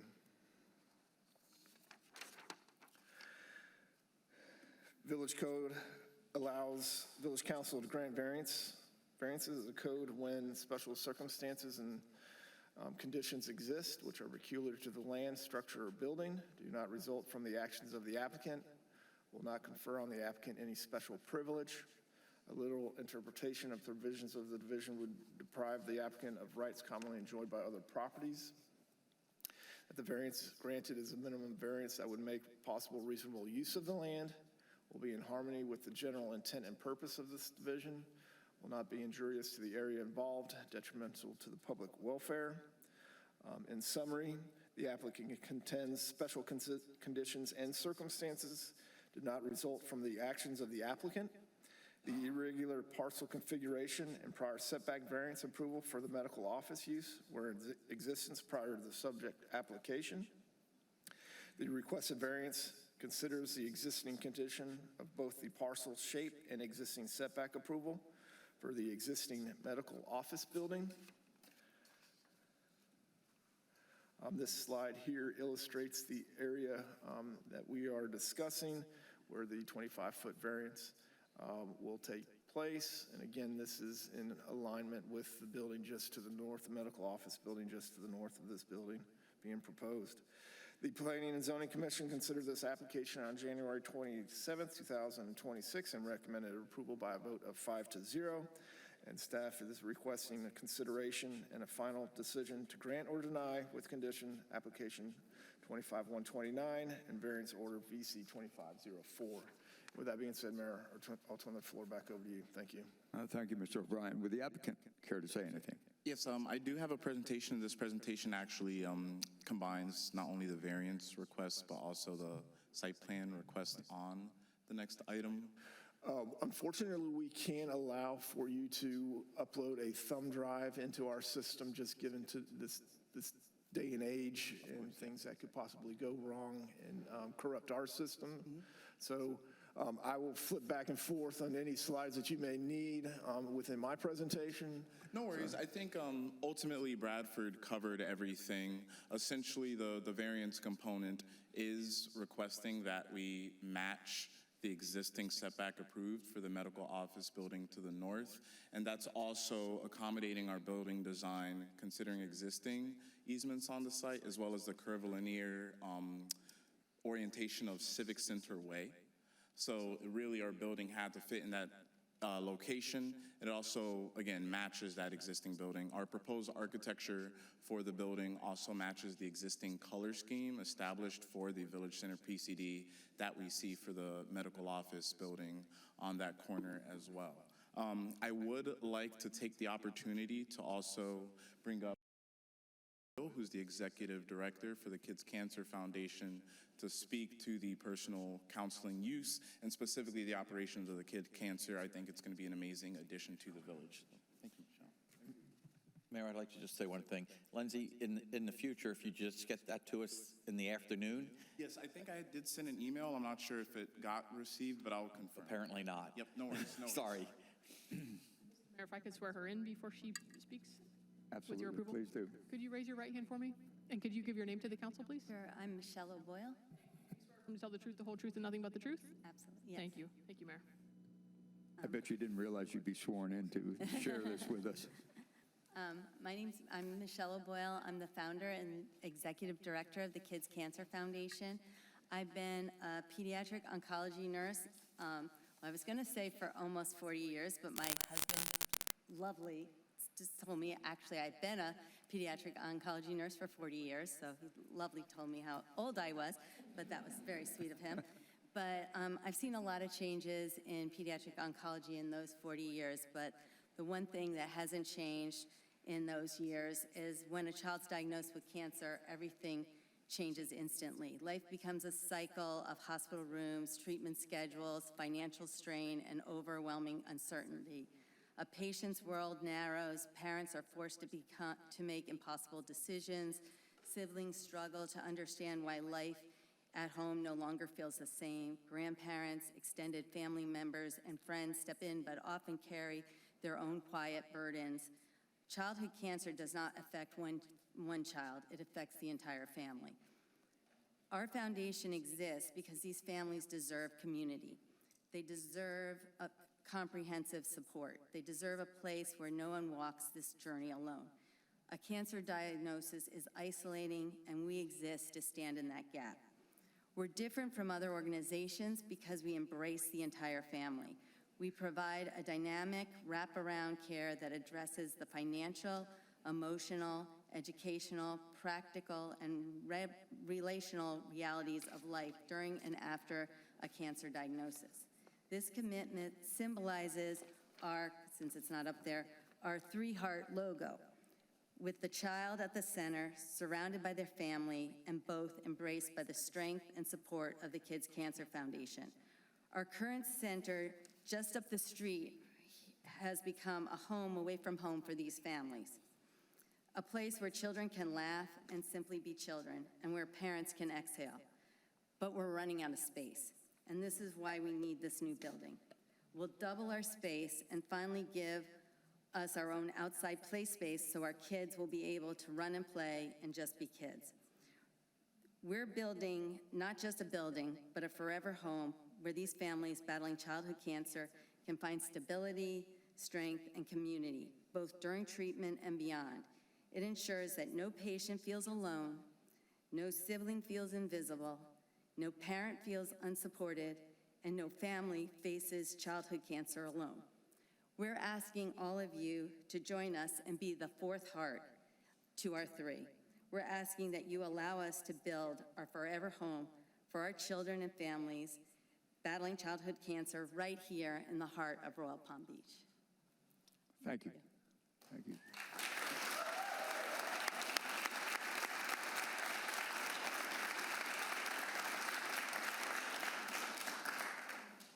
Thank you so much, Michelle. And just to close off, as you guys may know, this is within the Village Center Plan Center Development, and that existing pad was originally approved as a BB&T bank, but since the 2006 approval, that pad has been undeveloped, underutilized, so this is coming in with a use that's going to fill that space. We've received our TPS approval, and as Bradford went over earlier, staff has recommended approval. So that concludes kind of our portion of the presentation, and we have members of Kids Cancer Foundation and our development team available to answer any questions. Thank you. Okay.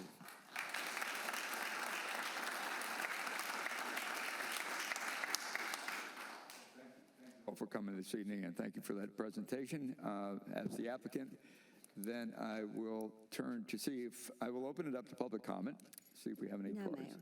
We have no cards. Do we have any hands raised? No, Mayor. We have no hands raised. Do we have anyone in the audience who would care to say anything, pose any questions, or add anything to the presentations this evening? Yes, sir. Come on up. If you step over to this mic and introduce yourself and your address too, please. Yep. My name is Dave Sager. I'm at 10559 Misty Lane, Royal Palm Beach. I approve this project, but why not go 2 or 3 stories the same height as the medical building? I mean, you're doing a 1-story building and you're going to run out of room.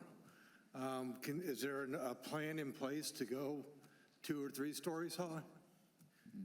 Or are they just going to stay at the 1-story level? You want to address that, Bradford?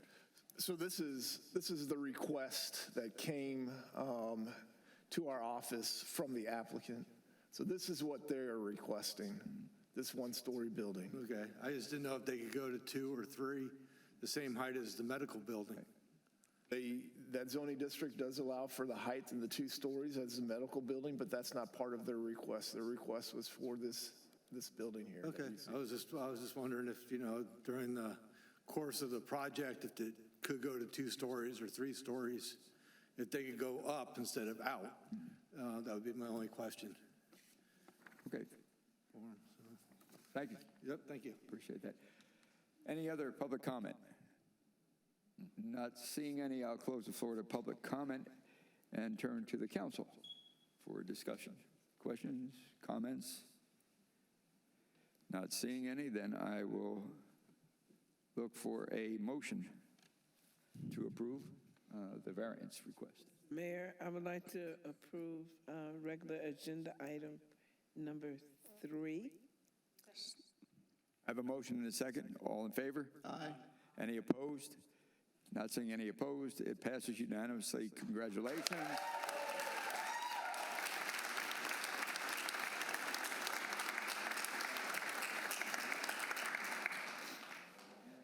With that said, then let's move on to the next agenda item, which is associated with that.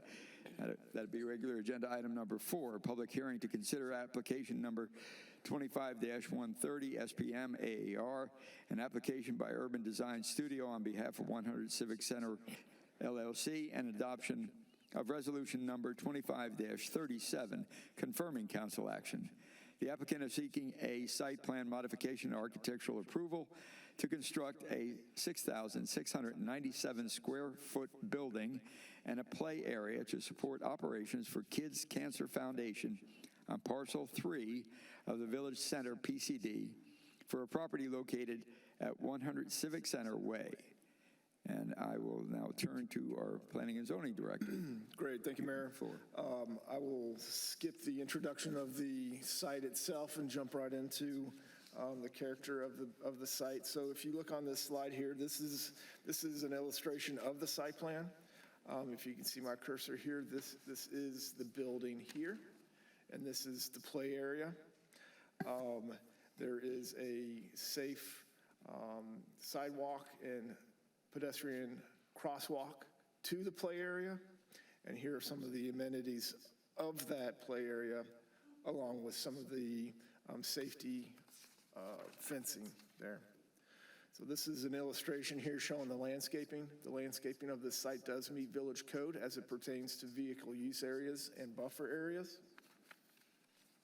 And again, you've seen this slide. This is the elevation of the Kids Cancer Foundation, and it is consistent with the buildings and the architectural style of the medical office as they're currently. The Planning and Zoning Commission voted unanimously on January 27th, 2026, and recommended approval by a vote of 5-0. And staff is recommending approval of this application, and I'll turn the floor back over to you, Mayor. Thank you. Okay, thank you, Mr. O'Brien. Applicant care to add anything? Or to add, Bradford covered everything. Thank you. Well, thank you, appreciate that. And so I'll turn to the public once again for another opportunity to comment. Do we have any cards? We have no cards. Do we have any hands raised? No, Mayor. Okay, we have no hands raised. Once again, this is your last opportunity.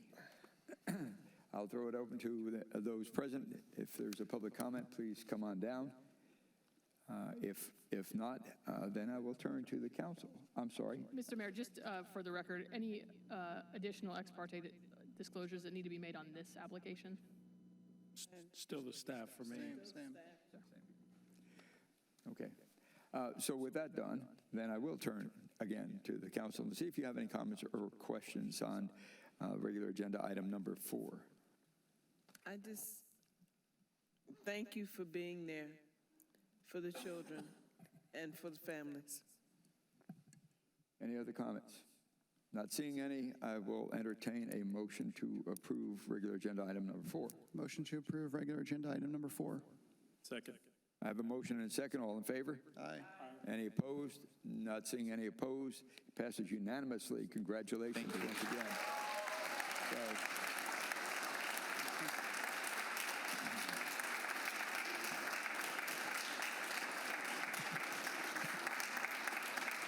So congratulations, congratulations. I was holding my comments until after we got through the formal part of this, just to say I know this organization pretty well. And I also know what it feels like to be told that as an adult you have cancer. I cannot imagine what it's like to have your child get that message. So this organization is an amazing, great representation of the hard, perfect of Royal Palm Beach. That's who we are. That's what we do. And it's right across the street from the Village Hall. I love it. Fantastic. So congratulations once again.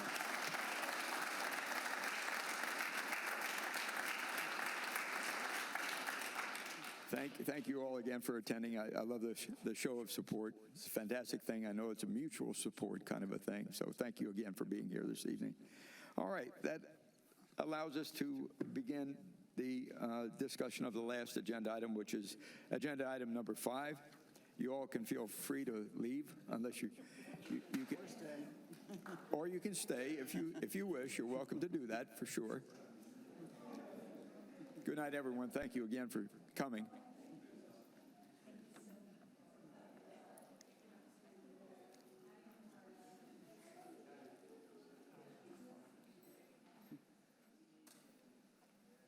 We'll take just an informal pause here.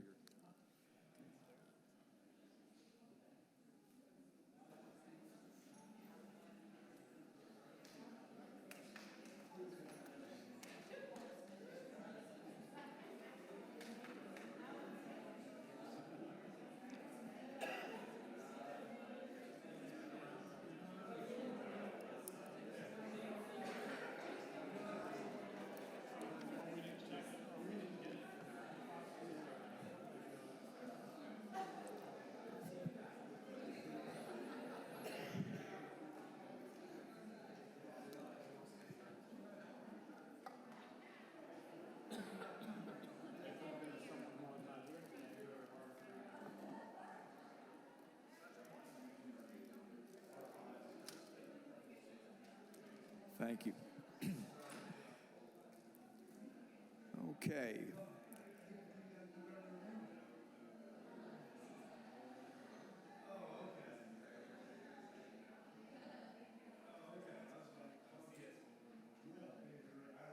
All right, ladies and gentlemen, we're going to go ahead and move on to the last agenda item, which is a discussion on Councilman Adam Miller, that would be Councilman Dr. Adam Miller, Teacher-Friendly Business Recognition Program.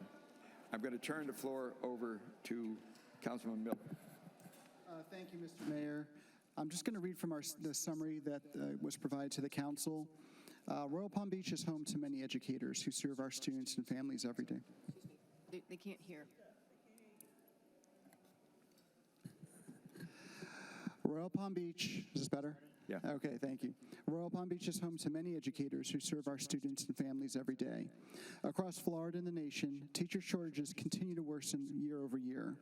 Fewer students are entering colleges of education, fewer graduates are entering classrooms, and retaining great teachers has become just as challenging as recruiting them. Communities that actively show teachers they are valued are more likely to keep them. Communities that do not risk losing them. As a village that values family, stability, and strong schools, this is something we should be paying attention to. Recognition, appreciation, and visible partnerships help teachers feel connected to the communities they serve. The Teacher-Friendly Business Recognition Program is a voluntary, no-cost initiative designed to acknowledge and celebrate local businesses that choose to support educators through discounts, appreciation efforts, partnerships, or other meaningful benefits. This program strengthens community connections, improves educator morale, and highlights businesses that invest in the people who make Royal Palm Beach a great place to live, all without creating new taxes or fees. I'd like to, this was brought up at last year's strategic planning session. I know we pushed it off for next year's strategic planning session. That would bring it up again. However, I was talking with I Think Financial, and they are interested in getting started with this teacher-friendly business recognition program with the discount for teachers. That's why I brought it forward. I'd also like to thank the village manager. He gets bonus points for running this through AI for the pros and cons, so really appreciate that, sir. And you all have the documents produced in front of you, and that's, I guess, how we'll start. Okay. Well, thank you for that. I turn to the council for discussion. Who would like to begin?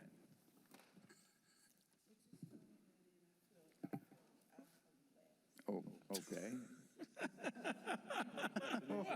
That's an interesting approach to dealing with it, but if you would like to begin, Councilwoman Rodusky. So I have a ton of questions. But first I want to talk about our procedure and our process. The reason we do strategic planning is so that we can bring all those ideas to strategic planning. And I appreciate that I think financial wants to get started. However, I really do think that there's no urgency between now and strategic planning. At least I don't foresee an urgency that we couldn't wait and have a full discussion at that time. Okay, do you care to address that? Yeah, I do think it's an urgent situation, which is why I brought it forward. Right, we may not be losing teachers right now, but the sooner we start and the sooner we recognize our teachers and show them that we care, the more likely they're going to stay for longer here in Royal Palm Beach. The teacher shortage is really happening, and it's going to hit every community 5-10 years from now, maybe sooner. So that's where the sense of urgency is, but I do hear you about the procedure. Okay, all right, thank you. That is only one question, so if you would like to ask to talk more about that particular point. I think that might be a Okay, useful and then I'll come discussion. back. Okay. Right. So anyone else care to address the timing of and the mechanism we're using to actually take this another step? As it was mentioned before, we've had a discussion about it, and of course, recently we have now a more detailed explanation of what the proposal is. So any additional thoughts? Okay, he's going to make me say Okay, this is my thought. I've read what you presented. I've read what the village manager presented. I did my own research, and then I talked to myself, because I do that when I'm trying to make big decisions. And to be perfectly honest with you, my major concern is that this is only about teachers. You know, and I love teachers, don't get it wrong. I taught the little babies, so I love teachers and I love education. But I also know that HHAs and CNAs and wait staff, et cetera, would love to have the same type of a program. So I'm not inclined, to be perfectly honest with you, to ask any business to do a discount just for teachers. That's just where I'm at. So secondly, I really don't want to ask any business, because I am a business owner, to do any discounts for anyone, to be perfectly honest with you. I don't think, as a policymaker in this position, that realistically I should be doing that. But I understand where your heart is. I mean, I love them too, but that's where I'm at. Okay, all right, thank you. Care to say anything? It was just a procedure we're on right now, right? Jan's Procedure. first question. It's No, I'm not on that procedure, right. question. No, sir. Okay, well, then let me address the procedure thing. It seems to me that, once again, strategic planning has really worked well for this open discussion, the exchange of ideas, and ultimately coming up with something that looks like a combination of concerns and offsetting features, maybe some changes to the original proposal. We've done that pretty well in the past. We have another opportunity also to bring up something like this, and at least the first time I've ever been involved in a business roundtable was last year. And I think that, no pun intended there, I just realized I did that, okay. There is an opportunity, again, because it is my intention to have another business roundtable this year to discuss how we can work with our local businesses to help them and to help them help the community. This idea seems to fit, at least in my mind, perfectly into that. And I think that may deal with, I keep saying I think, deal with the issue or issues that I think concerns a lot of us, and in a way that we might actually resolve those issues by facilitating a discussion that might result in something along the lines, if not exactly what you have in mind here. So there are two approaches procedurally that I think are available to us to go forward. One is to take this up again for further discussion, and perhaps looking to our staff to add to our understanding of the ramifications of doing something like this at the strategic planning session, which I think is scheduled for the end of March. Is that right? Yes. Okay. So we can wait until then to have a more robust discussion, again, looking to the staff to develop some additional information for that discussion. And or we could do it there, as well as bring it up at, as I said, the next Village of Royal Palm Beach Business Roundtable that we're going to have. So those two are procedural possibilities without getting into detailed discussion, which we can take up in both the roundtable, in both the strategic plan and then in the roundtable. So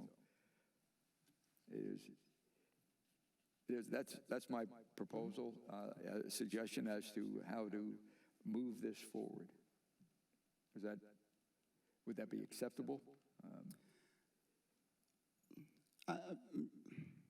I will, of course, listen to the council and do as the council would instruct. I am only one council member. I would be worried. I know at the state level we're talking about property taxes, and if we do have to start tightening our belt for any reason, this program may or may not get started. So I'm a little worried about that, to be honest. However, I do understand the procedure and the process. Again, sharing it now is because of, I think, financial. Thank you. Okay, And I don't have a problem with dealing with it now. okay. Procedurally, just, I'm fine. Okay, well, that's an interesting,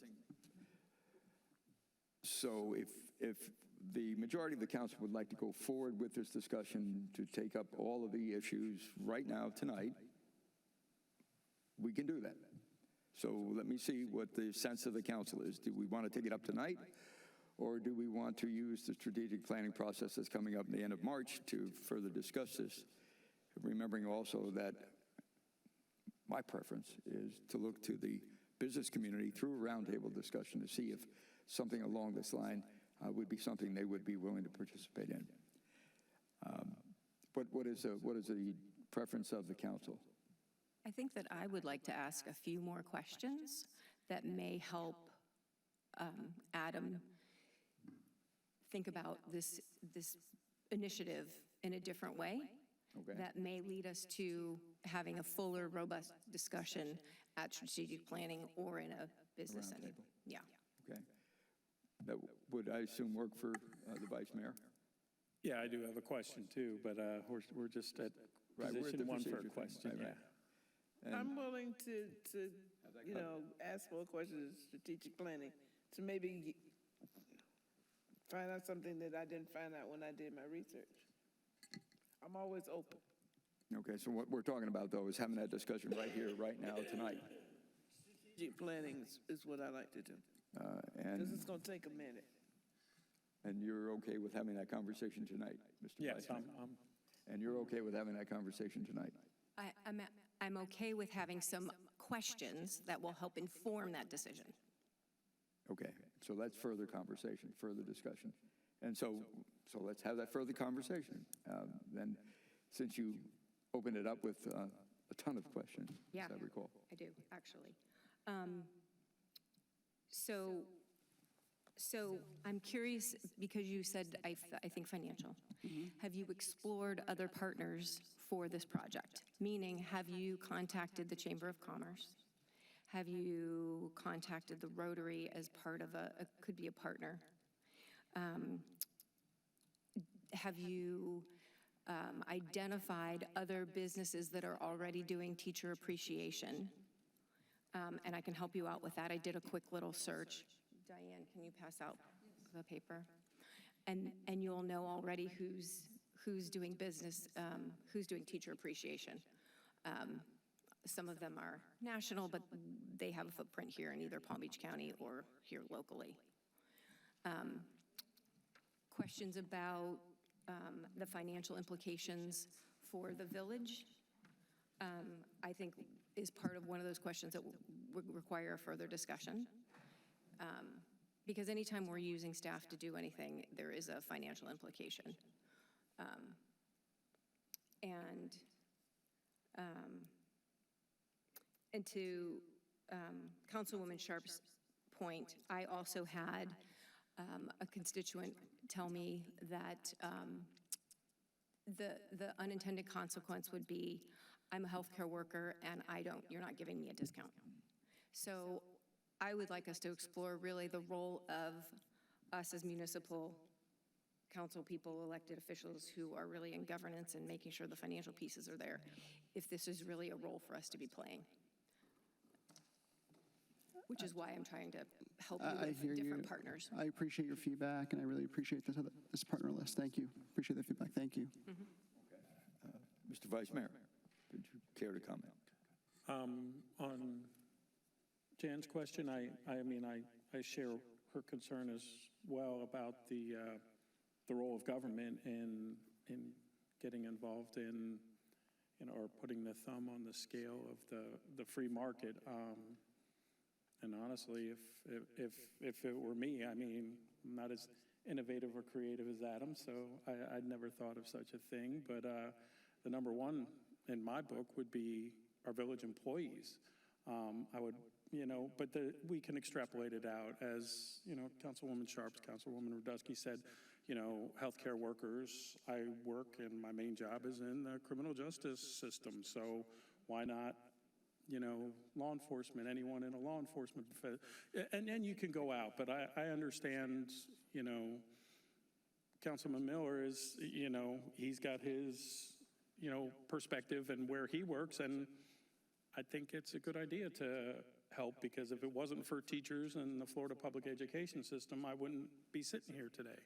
So I do appreciate it, but I really do question the role of us as local municipal, policymakers to even wade into this. And I'd also, one of the questions that popped up in my mind, and I don't want to put you on the spot, Adam, but I just want to know if there's any other municipality that has done, because I see the list we have here, I don't see anything as like, oh, Boca's doing this or Delray's doing that. I'd never heard of a program like this for a municipality, and I would just like to know if there's any, and it doesn't have to be here in Palm Beach County, but just in general, if there were other municipalities who've done this and about successes or what their experiences were. So that's my 2 cents, Mr. Mayor. And so unless you happen to know an answer to that, that could be some of the information that could be brought to us at the strategic I planning believe there was, session. but I'd have to bring that research together for the strategic planning. Mayor, on that point, one of the things, because I did a little research, and one of the things was recognition around Teacher Appreciation Week. I think there's a Teacher Appreciation Week, and doing a proclamation, and forging a partnership with, again, the chamber or the Rotary, and partly why I asked the question about the library space and the meeting room was maybe our local businesses can rent that space, have their round tables there once a month, and part of that discussion could be about teacher appreciation. Sorry, All right, so. Ray, I know you wanted to jump in Mr. there. Manager. I limited Google search, AI search, BART, Copilot. I found one in West Palm Beach during Teacher Appreciation Week. They had some special things they were doing. Okay. That's the only one I found in Palm Beach County. Yeah, sorry. Yeah, just if I could respond on that piece too. Other municipalities do things, like Wellington does the scholarships for the schools, things like that, and that takes a lot of money and a lot of organization, where this is much less impactful, I think, on the budget or raising any funds. So that's where this idea came from. Other municipalities do help schools, but in a different way. Another honest concern is, even though the language says the village isn't endorsing, the moment we have our name and teacher-friendly, that will be an instant endorsement. People will see that. Yep. That's a very much concern, because we don't know, a business could go off the rails at any time, and now we've endorsed them, even though we say it's not implied, but the moment we put our name on something, it is implied. Okay, all right. That's a concern. Yes. Mr. Mayor, that is part of what I was talking about. As a business owner, it's just, and what we do as policymakers, it's just not, it's really not a good mix. I definitely believe in doing something during Teacher Appreciation Week. That's not an issue, the proclamation and things of that nature, but actually putting our name on something and saying, Mr. Businessman or Mr. Business Lady, we would like, if you would, to give teachers a discount. And then, as I said, CNAs, HHAs, and everybody and their mama, and me as a grant writer, I want a discount. I'm just saying, if you give it, I'd have a discount on when I get my car fixed. But I'm just, giving you an example of the type of conversations it will generate. And she's right. As soon as we put our name on it, regardless of what we say, it's what it looks like, appearances. And so the item is listed as a discussion, and that's what we're having right now. And so it appears to me that as we've had this discussion, we're revealing more and more information. And I think, again, turning to our staff, and we ourselves can do more digging in and find some more information about examples from other municipalities, if somebody has done something like this, and bring that to strategic planning and have that conversation there. And I think it'd be a good environment for that. I'll just leave you with one thought. I do not see a problem with us as a village using a roundtable as a vehicle to facilitate the conversation between the parties that would not have this kind of side effect, not necessarily a bad thing to put in front of people. We can have that conversation further at strategic planning, I think, at this point, unless there's something else someone feels they need to add at this point. I will then, if with your consent and agreement. Can I make a statement, Mr. Mayor? Please. I appreciate everyone's feedback. I do. We're a council. We work together. I get it. I am going to bring this back up at strategic planning. I do think this is an issue that we need to address. I get it about other professions, fire rescue, police. Of course, I'd want to support them as well. I just don't think everyone realizes how much our community relies on our teachers and how they produce our children and help them to become adults.